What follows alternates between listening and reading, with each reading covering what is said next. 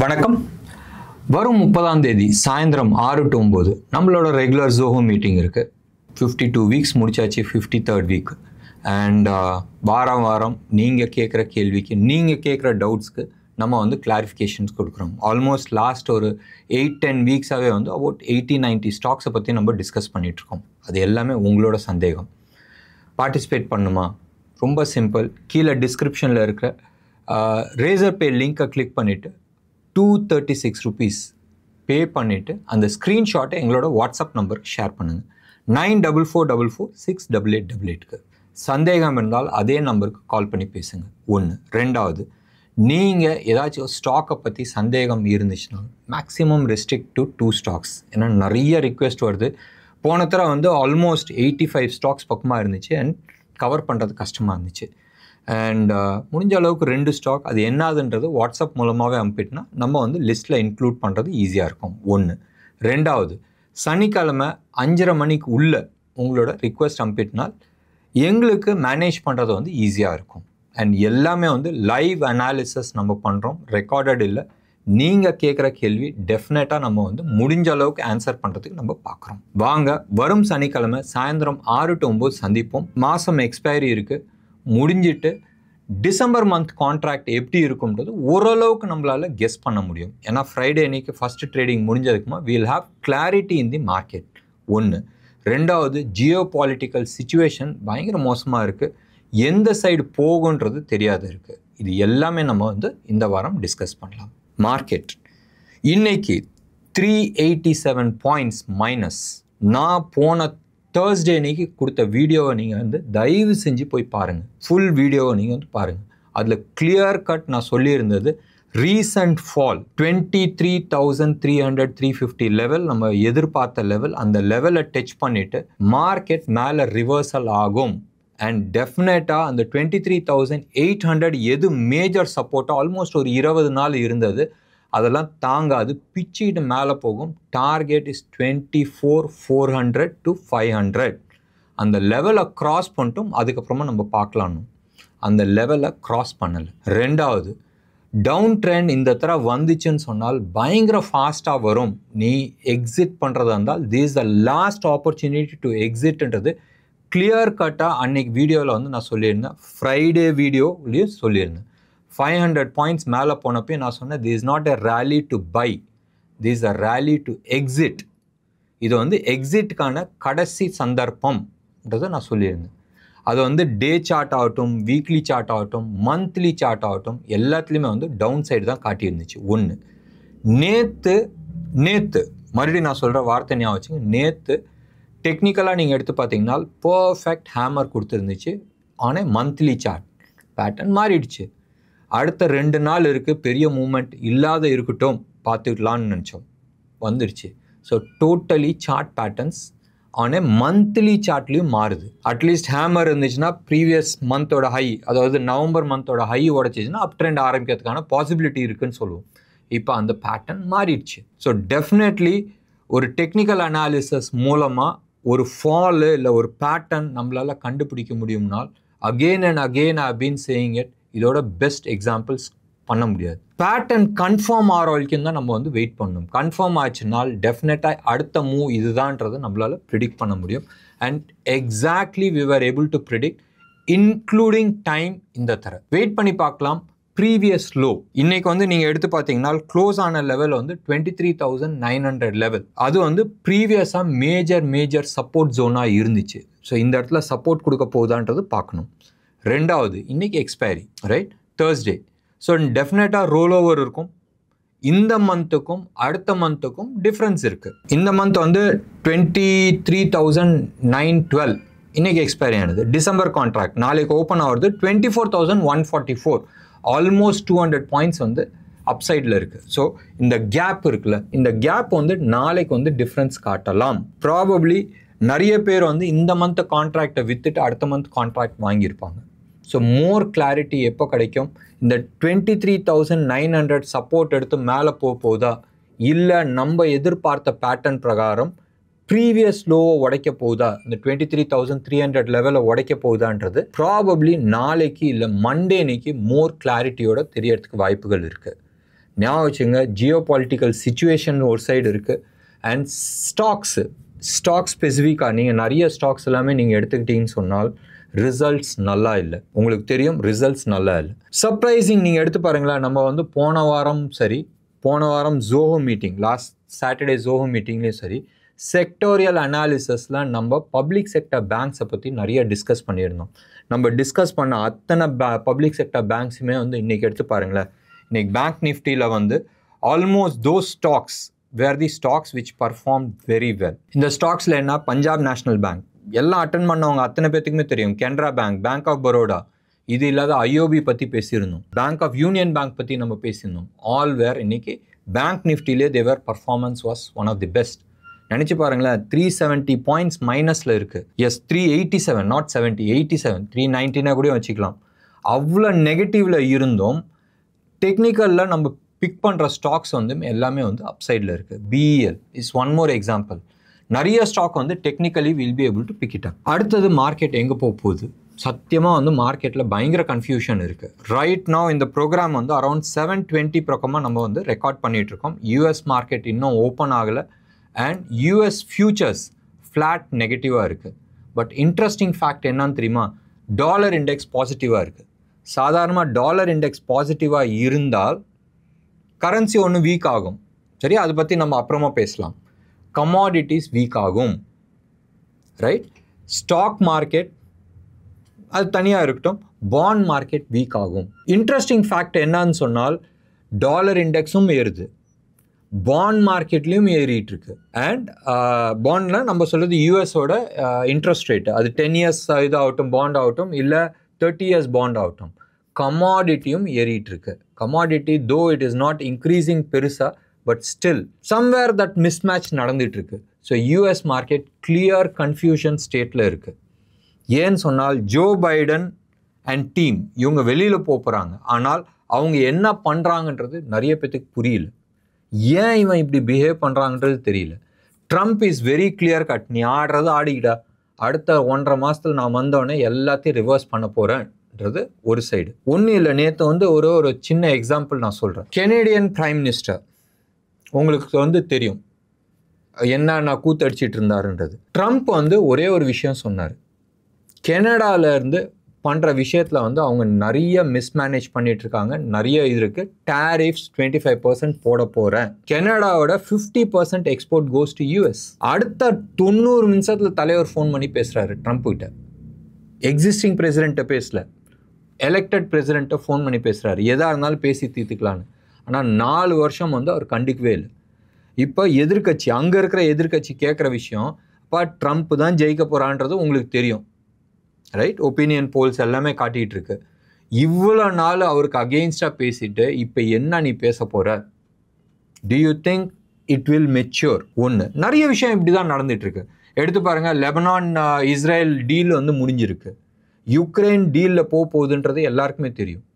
So geopolitics, entire geopolitics is going to change. ஒன்று. ரெண்டாவது, இந்த சைடு ரஷ்யாவை எடுத்து பாருங்கள். ரஷ்யா நேற்று கொடுத்துருக்கிற ஸ்டேட்மெண்ட், நான் யுக்ரைனை மட்டும் நான் டார்கெட் பண்ணல, வேர் அண்ட் ஆல் நேட்டோஸ் இருக்கோ, நேட்டோ கண்ட்ரியோட வெப்பன் சிஸ்டம் வச்சுருக்காங்க, அவங்களுக்கு ஆப்போசிட்டாக நான் வந்து வைக்க போகிறேன். பெஸ்ட் எக்ஸாம்பிள் எங்கெங்கே இருக்கிறாங்க? ரஷ்யாவுக்கு சப்போர்ட்டாக யார் இருக்கிறாங்க? North Korea. நார்த் கொரியாவில் ரஷ்யன் மிசைல்ஸ் வச்சா என்ன ஆகுன்றது நினச்சி பாருங்களேன். ஜப்பான் காலி, அடுத்தது சவுத் கொரியா காலி. இந்த சைடு நீங்கள் எடுத்து பார்த்தீங்கன்னா ஈரானில் வந்து வச்சா என்ன ஆகும்னு நினச்சி பாருங்களேன். ரைட், நீ வந்து என் வீட்டுக்கு முன்னாடி வைக்கிற, இப்போ நான் உன் இடத்துல வைக்கிறேன், ஈரானில் வச்சா என்ன ஆகும்னு நினச்சி பாருங்களேன். லெபனானில், சிரியாவில் வந்து அவன் மிசைல் சிஸ்டம் வச்சா என்ன ஆகும்னு நினச்சி பாருங்களேன். த என்டையர் மறுபடியும் அகெயின் அந்த மொனோபுலி, லாஸ்ட் 30 வருஷமாக தலைவர் வந்து யூஎஸ் மார்க்கெட், யூஎஸ் வந்து 30 வருஷமாக மொனோபுலியாக இருந்தாங்க. அவர் சொல்கிறது தான் ஊரே கேட்டுக்கிட்டு இருந்துச்சு. Somebody is challenging them at every level. So definitely geopolitics is here to change. ஒன்று. இன்னொன்று மேஜர் பிரச்சனை. எஸ், இப்போ வந்து வார் சினாரியோஸ் மாறுது, அது விட்டுருங்க. மேஜர் வயிற்று வலி என்ன ப்ராப்ளம்? ஆக்சுவல் ப்ராப்ளம் என்னது? யூஎஸ்க்கு $34 trillion வந்து லோன் இருக்குது. அந்த லோனை வந்து அவன் ரீசைக்கிள் பண்ணி ஆகணும். சத்தியமாக ரீபே பண்ண முடியாது. அவங்க என்ன பண்ணுவாங்க? ஏட்டேருந்து வாங்கின கடனுக்கு பிட்டேருந்து வாங்கி ஏட்டை கொடுக்க போகிறாங்க. அண்ட் வட்டி மாறும். அப்போ வாங்கினது 2,000 ரூபா வட்டி, இப்போ வந்து 5 ரூபா வட்டி. மாறும் போதும் அவங்களோட economical situation is going to change. ஒன்று. ரெண்டாவது, இவங்க கொடுத்த அந்த பிட்டர் பில், ஊருக்கெல்லாம் கொடுத்தாங்களே, நீ வந்து டேக்ஸ் ஏற்று, இது பண்ணு, அது பண்ணு, இதை கட் பண்ணு, அது பண்ணுன்னு. பாகிஸ்தானுக்கு சொன்னாங்க, பங்களாதேஷ் ஸ்ரீலங்காவுக்கு சொன்னாங்க, இந்த சைடை வந்து மால்தீவ்ஸுக்கு சொன்னாங்க, இது கண்ணுக்கு தெரிஞ்சு. இட்டாலிக்கு சொன்னாங்க. Every country they have done it. இன்றைக்கி அவங்களே அந்த சுச்சுவேஷனில் இருக்கிறாங்க. சப்சிடரி கட் பண்ணு, தேவையில்லாத வார் மிஷினரிஸ் எல்லாமே கட் டவுன் பண்ணு. அப்போ டீப் ஸ்டேட், யூஎஸில் இருக்கிற டீப் ஸ்டேட்டோட சிச்சுவேஷன் என்ன ஆகும்னு நினச்சி பாருங்கள். ஸோ உள்நாட்டிலேயே நிறைய பிரச்சனைகள் இருக்கும். ஸோ இது எல்லாமே வந்து எப்போ தெரிய வரும்? Definitely we'll start seeing it from 100% ஜனவரியிலேருந்து. பட் டிசம்பர்லேயே அதுக்கான பிரச்சனைகள் இருக்குமா? இது எல்லாமே வந்து ஒன் ஆஃப் தி எலிமெண்ட்ஸ் நம்ம வந்து போடுறோம். இதில் வந்து எது எதுன்றதை நம்ம டிக் பண்ணணும். இப்போ ஏற்கனவே வந்து உள்நாட்டிலே அவங்களுக்கு வந்து கோல்டு வார் போயிட்டுருக்கு. ஜோ பைடனுக்கும் ட்ரம்ப்புக்கும். ட்ரம்ப் வரத்துக்குள்ளே நான் என்னென்னலாம் காலி பண்ண முடியுமோ, கஜானாவை காலி பண்ண முடியுமோ அதெல்லாம் பண்ணிகிட்ருக்காங்க. அப்போ அதுக்கான எதிர்வொலி மார்க்கெட்டில் டிசம்பர் மாதமே தெரிய ஆரம்பிக்கும்ன்றது நிறைய பேர் வந்து பேசிகிட்டு இருக்காங்க. Chart is also showing something similar. ஒன்று, டாலர் இண்டெக்ஸ் மொதல் 99 உடச்சிடுமா, 100 லெவலில் இருந்துச்சு. அந்த இது உடச்சிச்சுனால் கீழே சம்வேர் அரௌண்ட் 87 வரைக்கும் காட்டியிருந்துச்சு. அப்போ அது வந்துச்சுன்னா கோல்டு எங்கே போகுன்றது நம்ம பார்த்துக்கிட்டு இருந்தோம். இப்போ அந்த சினாரியோ கிடையாது. இப்போ 107 நிற்கிறோம். அண்ட் அப்சைடில் வந்து க்ளோஸ் அபவுட் 120 வரைக்கும் போகிறதுக்கான பாசிபிலிட்டிஸ் இருக்குன்றாங்க. ஸோ இது மாதிரி ஒரு சிச்சுவேஷன்ஸ் யூஎஸ் மார்க்கெட்டில் இருக்கும் போதும் மதர் ஆஃப் ஆல் மார்க்கெட் 2008 வந்து $175 பில்லியன் வந்து நம்ம உளுந்தோம். இப்போ $34 ட்ரில்லியன் இருக்குது. இது தெரிஞ்ச கடன். இது கவர்மெண்ட் வாங்கின கடன். இது கவர்மெண்ட் இல்லாத ஜென்ரல் பப்ளிக்கில் வந்து ஆட்டோ லோன், நேற்று சொன்ன மாதிரி auto loan, credit card loan, housing loan, education loan, இதெல்லாம் தனியாக இருக்குது. இந்த சைட் சைனா எடுத்துக்கிட்டனால இதே மாதிரி பிரச்சனையில் தான் உட்காந்துட்டு இருக்காங்க. அவங்களால லிவர்ஸ் கிடையாது. இந்தியாவில் வந்து inflation is decently good. Yes, இந்தியாவிலையும் இன்ஃப்ளேஷன்ஸ் இன்க்ரீஸ் ஆகிருக்கு. மெயின் ரீசன் ஆஃப் இன்ஃப்ளேஷன் வந்து ரெண்டு ஃபேக்டர். ஒன்று வந்து ஃபுட்டு, மற்றது வந்து இம்போர்ட்டட் ஐட்டம்னால. இம்போர்ட்டட் ஐட்டமில் நம்ம எதுவுமே பண்ண முடியாது. ஃபுட் இதோ அடுத்த மாதத்தில் வந்து ஃபுட் ப்ரைஸஸ் எல்லாமே வந்து வித்தின் கண்ட்ரோலில் இருக்கிறதுக்கு நிறைய வாய்ப்புகள் இருக்குது. ஸோ இந்தியாவில் வந்து இன்ஃப்ளேஷன்ஸ் குறைஞ்சிடும். இன்டர்நேஷ்னல் லெவலில் அவங்களால இன்ட்ரெஸ்ட் ரேட்டும் குறைக்க முடியல. இன்ட்ரெஸ்ட் ரேட் குறைச்சா இன்ஃப்ளேஷன் ஏறுது. அண்ட் அவங்க வந்து அன்எம்ப்ளாய்மெண்ட் இஷ்யூஸ் இருக்குது. அன்எம்ப்ளாய்மெண்ட் இஷ்யூ இருக்குது, இல்லை எக்கானமி பயங்கர ஸ்லம் டவுன் ஆகிருக்குன்னு சொன்னால் இன்ஃப்ராஸ்ட்ரக்சரில் வந்து ஹெவியாக செலவு பண்ணுவாங்க. ஆர் கவர்மெண்ட் ஸ்பென்ஸ், அது பண்ணுறதுக்கும் வழி கிடையாது. ஏன்னு சொன்னால் கவர்மெண்ட்டை துட்டு கிடையாது. இப்போ தான் நம்ம சொன்னோம், இப்படி வாங்கி தான் almost we are talking about $34 trillion with respect to US. 200% of their GDP. ஒவ்வொரு நபர் மேலேயும் $1 லட்சம் வந்து கடன் இருக்குது. So they will not be able to do the leverage. எவ்வளோ நாள் தான் வந்து ஃப்ரீயாக வந்து கொடுத்துட்ருக்க முடியும்? பெஸ்ட் எக்ஸாம்பிள் நம்ம ஊரில் எடுத்து பாருங்கள். West Bengal is not able to sprout. அவங்களால வந்து அவங்களோட கடனில் அவங்க அதை சர்வீஸ் பண்ணுறதுக்கு அவங்களால பண்ண முடியல. Karnataka is one more example. கர்நாடகாவில் அவங்க வந்து ஃப்ரீயாக நிறைய விஷயம் கொடுக்குறேன்னு சொன்னாங்க. கொடுக்கலாம், நிறைய பேருக்கு கொடுக்கறதுல தப்பே கிடையாது. ஒரு சில பேருக்கு தேவை, அது கொடுக்கறது தப்பே கிடையாது. பட் கொடுக்கறதுக்கு துட்டு கிடையாது, கேஷ் கிடையாது. Government doesn't have money. Revenue வந்தால் தானே கொடுக்க முடியும், நோட் அடிக்க முடியாதுல்ல. இதே சிச்சுவேஷன் தானே ஒரு கண்ட்ரிக்கும் இருக்கும். ஸோ வெயிட் பண்ணி பார்க்கலாம். டெஃபினெட்லி ஜியோ பாலிட்டிக்ஸ் ஒன்று, அண்ட் ஒவ்வொரு கண்ட்ரியோட எக்கானமிக் சிச்சுவேஷன். இதில் சைனா ஒரு சைடு, இன்னொன்று side US. And US definitely tariff increase பண்ணுவாங்க அகெயின்ஸ்ட் சைனா. இது ரொம்ப கிளியர் கட்டாக இருக்குது. அண்ட் இவ்வளோ நாள் நிறைய லூப் ஹோல்ஸ் எல்லாம் கண்டுபிடிச்சி சைனா விளாண்டுட்டு இருந்தது, அது எல்லாமே காலியாக போகுது. And every other country definitely Trump வந்து இந்த ஃபேஸ் வேல்யூ பார்க்குறது இல்லை, மூஞ்சில் நேராக அடிக்கிற ஆள். ரைட், ஸ்ட்ரெயிட்டாக உட்காந்துட்டு I am not going to do this, you cannot accept this, அப்படி சொல்கிற ஆள். Definitely there will be a personality clash. And definitely America ஃபஸ்ட்டுன்ற லெவலில் எடுத்துகிட்டு வரும்போது ஒவ்வொரு கண்ட்ரியும் அந்த ப்ரொடெக்ஷன்ற அந்த கான்செப்ட் வரும்போதும் எப்படி ஆக போகுதுன்றது நம்ம பார்க்கணும். இந்த பிரச்சனையில் வேர் இந்தியா ஸ்டாண்ட்ஸ், அட்வான்டேஜ் 1. உலகம் பூரா சைனா +1ன்ற கான்செப்ட் வந்து நிறைய பேர் வந்துக்கிட்டு இருந்தாங்க. பட் இந்த 4 வருஷம் அது கொஞ்சம் ஸ்லோ டவுன் ஆச்சு. வந்துகிட்டு இருக்கு இல்லைன்னு சொல்ல, பட் கொஞ்சம் ஸ்லோ டவுன் ஆச்சு. அந்த ஸ்லோ டவுன் ஆகி அந்த பேமெண்ட்ஸ் எல்லாம் அந்த இன்வெஸ்ட்மெண்ட்ஸ் எல்லாம் வரும்போதும் நடுப்புற நிறைய பேர் தூக்கிட்டாங்க. யார்? Vietnam, Cambodia, Indonesia is one very strong கம்படிட்டர் for India கூட. ஏன்னா அவங்களோட பொசிஷனும் நல்லா இருக்கு. அவங்களும் வந்து நல்ல ஒரு க்ரோத் அப்சைட் மூவில் இருக்கிறாங்க. Definitely India was one more area. இப்போதைக்கு நீங்கள் எடுத்து பார்த்தீங்கன்னு சொன்னால் இந்தியாவுக்கு இருக்கிற சின்ன சின்ன ப்ராப்ளம்ஸ் எல்லாமே இருக்குது. Those problems are getting solved. And இந்தியாவுக்குள்ளே நிறைய பேமெண்ட்ஸ் வரதுக்கான, இன்வெஸ்ட்மெண்ட்ஸாக வரதுக்கான பாசிபிலிட்டிஸ் நிறைய இருக்குது. ஸோ இந்த சினாரியோவில் உலகம் பூரா உளுந்துட்டு இருக்கும் போதும் இந்தியா மட்டும் மேலே வரதுக்கான வாய்ப்புகள் இருக்கா? சார்ட்டில் நம்ம பார்த்தோம், இன்றைக்கி 390 பாயிண்ட் வந்து மார்க்கெட் கீழே விழுது. பட் பப்ளிக் செக்டர் பேங்க்ஸ் மட்டும் மேலே போயிட்டுருக்கு. அதே மாதிரி தான் உலகம் மார்க்கெட் கீழே விழுந்தாலும் இந்தியன் மார்க்கெட் அப்சைடு வரதுக்கான நிறைய பாசிபிலிட்டிஸ் இருக்குது. சரி, நம்மளோட ஃபைனல் லெவலில் நம்ம எப்பயுமே கோல்டு சில்வர் பற்றி பேசுவோம். இன்டர்நேஷ்னல் லெவலில் கோல்டு விலை ஸ்லைட்டாக ஏறி இருக்குது, அபவுட் $4-5 ஏறி இருக்குது. ருப்பி டேர்ம்ஸில் நேற்று லெவலில் தான் இருக்குது, 7,870. இது வந்து 24 கேரட் ஹோல்சேல் ரேட், ஜிஎஸ்டியோட சென்னை ரேட்டு. இது ஒன்று. நேற்றோட வந்து ஒரு $50 இல்லை, ஒரு $20-25 அப்சைட் ஆகிருக்கு. சில்வரை பொறுத்த வரைக்கும் 90,700 லெவலில் ட்ரேட் ஆகிட்டுருக்கு. நேற்றோட வந்து சில்வர் குறைஞ்சிருக்கு, க்ளோஸ் டு அபவுட் 1000 rupees பக்கமாக வந்து குறைஞ்சிருக்கு.